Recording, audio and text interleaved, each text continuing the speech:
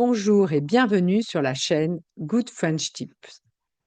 Aujourd'hui, j'aimerais vous parler d'un problème que rencontrent beaucoup mes étudiants, c'est le genre des mots. Donc, nous allons parler du masculin et du féminin et comment on peut reconnaître le féminin et le masculin d'un mot. Donc, commençons par le genre des mots. On va reconnaître le genre des mots en regardant leur terminaison, en regardant la dernière syllabe du mot. Souvent, on va dire quand le mot se termine par un E, il est féminin. Mais ce n'est pas aussi simple.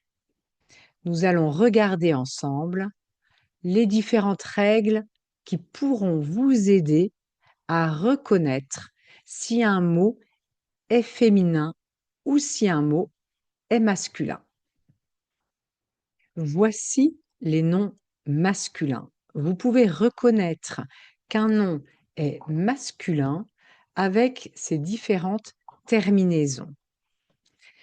Tout d'abord, âge. Donc le mot est masculin, comme le garage, le ménage ou le village. Attention, il y a des exceptions que vous devez connaître comme la plage, la cage ou même l'image. Les mots qui se terminent par ment sont masculins, comme le gouvernement. Les mots qui se terminent par o, e, a, u sont masculins. Exemple, le bureau. Attention, l'eau, la peau sont féminins. Les mots qui se terminent par R, A-I-R-E sont masculins. Un commentaire. Donc, vous voyez que là, le mot se termine par E et qui n'est pas féminin. Donc, comme âge qui se termine par E et qui n'est pas féminin. Donc, attention à ces terminaisons. Les mots qui se terminent par scope ou par phone sont aussi masculins. Le téléphone. Les mots qui se terminent par al, aille, œil sont aussi masculins. Exemple, le travail, le réveil. Passons maintenant au nom féminin. Quand la terminaison est T, le mot est féminin, comme la liberté. Attention, le côté est masculin. Les mots qui se terminent par sion, T-I-O-N, sion, S-I-O-N, même prononciation, sont des mots féminins, comme la situation. Des mots qui se terminent par ans, ans, A-N-C-E, E-N-C-E, sont aussi féminins, comme la présence. Il y a une exception, le silence. Les mots qui se terminent par et ou s sont aussi féminins, comme la bicyclette. Attention, vous avez un mot qui est masculin, le squelette. Les mots qui se terminent par ur sont féminins, comme la culture. Une exception, le murmure. Les mots qui se terminent par aille sont féminins, comme la bataille. Certains mots se terminent par e et sont masculins. Attention à bien les retenir comme un problème, un système, un modèle, un musée, un texte, un programme. Les mots en heure sont aussi féminins, comme la peur, la douleur, la chaleur, la valeur. Attention, il y a des exceptions comme le bonheur, le malheur.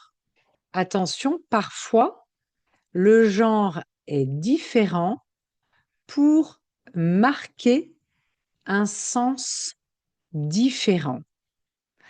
La tour et le tour. La prononciation est la même, mais l'un est masculin, l'autre féminin, et le sens n'est pas le même. Le livre, la livre. Donc, masculin, féminin, avec un sens différent. Le poste, la poste. Le sens est aussi différent. Vous voyez la traduction en anglais, job, post office. Le mode, la mode. Le mode, way, manner, la mode, fashion. Donc, on a un sens qui est différent. Ce groupe de mots, vous allez voir, ils ont exactement la même prononciation, mais le sens est différent. Le foie, liver, la foi, vous voyez, même prononciation, mais l'orthographe, the spelling, l'orthographe n'est pas la même. Faith, la foi, time, occasion.